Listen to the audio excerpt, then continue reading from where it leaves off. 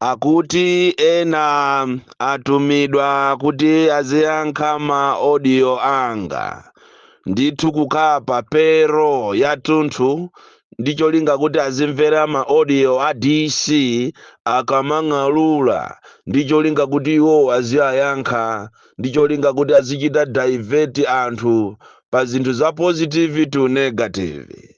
Inetu lomutalemba anthu ochuluka kwambiri kuti aziyankha zimene ine ndimapanga kapena tikamapanga ma demonstrations iyo azibwera ndi ma negative comments, ine ndekha simungandithe.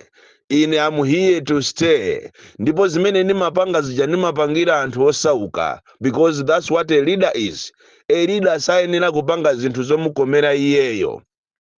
A leader amapanga zinthu ngakhale sakumukhuza. That's fighting for injustice. You fight for that kuti someone amene ali wakuchitipa, amene ali wakuzomba, amene ali wakulikoma, amene akuphinjidwa ndi mavuto akhale kuti achitidwa resolved kapena solved. That's what a leader is. So olomutakhala kuti malemba anyamata 1 million kuti aziyankha ma audio at the DC ndicholinga kuti mwina ine ndibwerere mbuyo mukungozinamiza. Ine ndizapitiriza kung'alula.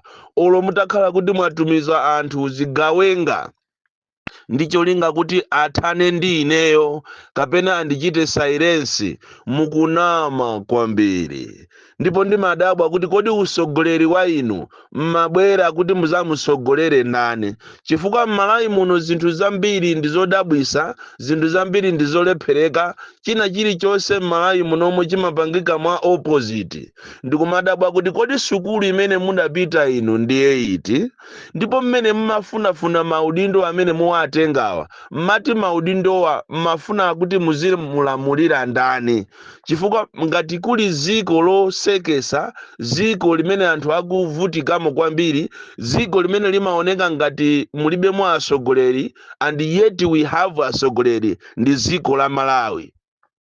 Ziko la Malawi ndi ziko lomvetsa chisoni. Ndipo akanakhala kuti pa ziko lonse lapansi kumakhala ma awadi opereka kwa asogoleri olephera, ndipo nambala 1 ikanakhala ziko la Malawi. Pena ndimati ndikakhala ndimamva chisoni kuona kuti pali zinthu zina zimene it is a right zikuyenera zipite kwa anthu, koma chilichonse mmachilowesa ndale.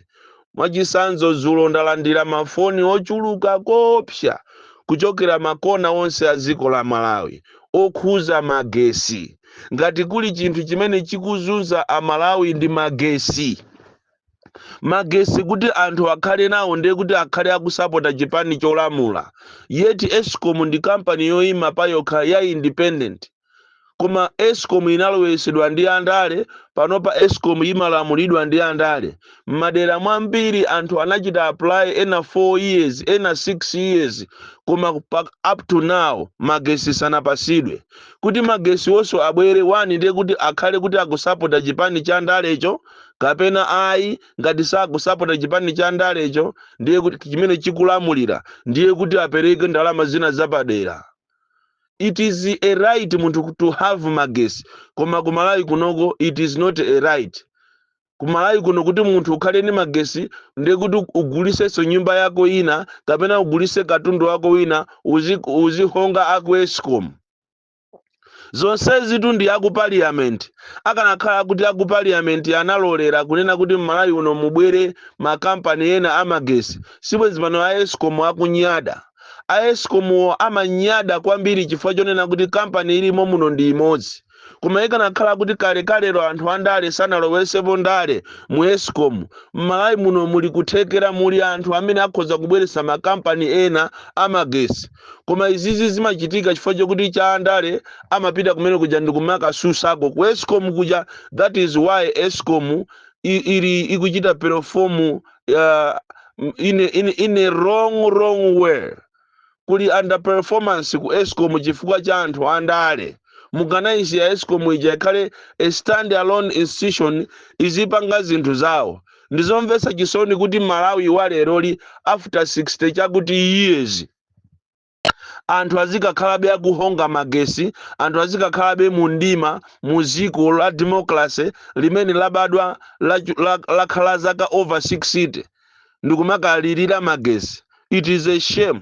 Kodi iniyo asogoleniyo mukamakhala kumeneko simmakambirana? Mitu yanu imayenda bwinobwino? Ndizomvetsa chisoni kwambiri kuti munafuna kukhala asogoleri koma mulibe nzeru. Kaye iniyo ma advisors a president sindikuziwa kuti ntchito yanu mmafuna kuti ntchito yanu ndiiti, mmayiziwa bwinobwino ntchito yanu, because it seems like iniyonso ndinu anthu opanda nzeru mangokhala kumeneko kuti muzidyako makobiri basi. Muli busy basi kupanga mapulani ati obera zisankho. Muli busy kumanena kuti ayi mmene zililimu 2025 anthu onse amene ali achewa ndi amene atazagwire ntchito yoyang'anira ku warehouse ya MEC, apolisi amene ali achewa, ndipo muzayika malodi block onena kuti onse amene atazayang'anira malodi block amene wandi achewa, ncholinga kuti muzabere zisankho. Mapulani anu onse tikuwaziwatu. Kaye inuyo vuto la inuyo a opposition mwafasa kwambiri. Lero maomo kuti mupange ma convention anzeru mwamba kuchita dictate. Anthu amene akupita ku convention mwachita kuwasankha kale. So what is the reason yopangira convention? Convention imakhala mmalamulo kapena ndondomeko yonena kuti anthu akasankhe anthu amene akuwafuna. Lero mukutenga anthu nikuwasiya m'maudindo kuti uyu akakhala pakuti, uyu akakhala pakuti, uyu akakhala pakuti. So what is the reason yokhala ndi convention? Ndi chifukwa chake anzanu aja IMCP tikunena tu ino a opposition IMCP anthu ake onse ndi a Central Region, asankhana okhaokha a Central Region. Inunso a DPP musamale nthawi yokuti mukakonze chipani yanu ndi inoyo. Pa 18 pano ndi do or break. Mukapusa ndi do or break.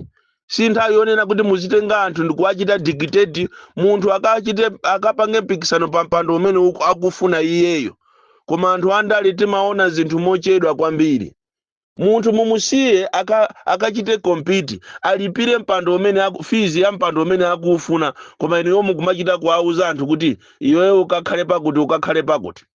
Akakhala ku UTM ndi akumachita kumayendera anthu kunena kuti tikufuna iwewe ukakhale deputy wakuti ku convention, iwewe ukakhale deputy president, vice president wakuti a UTM. Mukupupuluma kaya vuto lanu ndi chani kaya a UTM kaya? Osadikira bwanji pang'ono. Mukanadikiratu a UTM mmalayi munomo zinthu sizili bwino. Koma iniyo mukuthamanga kopsa. Munthu suma mpitira pa nyumba pache ndikanena kuti ase tikukufuna kuti ukakhale vice president.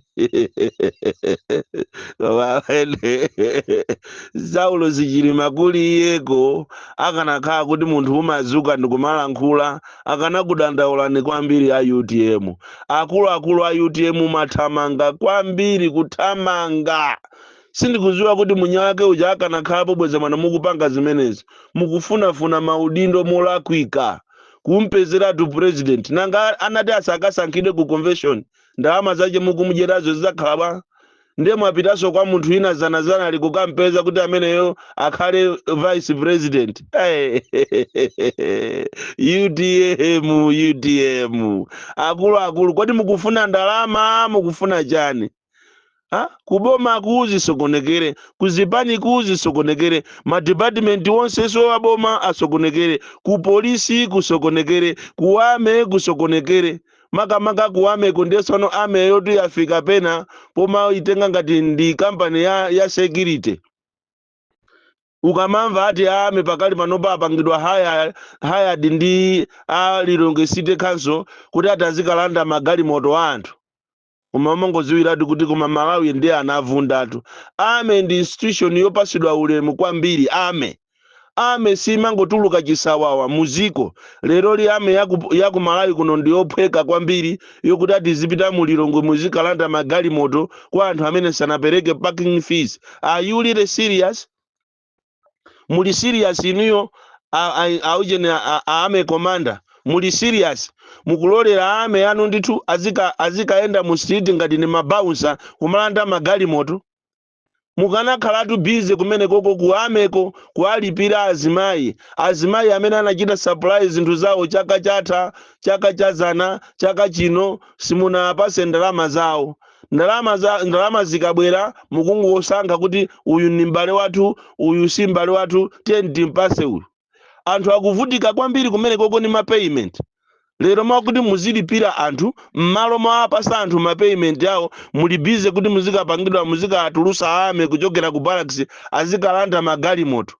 Kodi isiko ilili analiloza ni ndani? Inu ayulire serious mufuna ame ituluke ndithu zikathandiza ntchito yolanda magalimoto? Kusowa nkhondo kapena kusowa chani? Kuyisulusa ameyo mukupanga tu zinthu zodabwisatu kwambiri bwana atu. Ndipo mu history sizinachitikepo kuti ame izikafika size yomakhala ngati mabouncer izikalanda magalimoto. Mukanapanga manyazi, mukanapeza njira ina. Takhalani busy kufunafuna funding mualipire azimayi.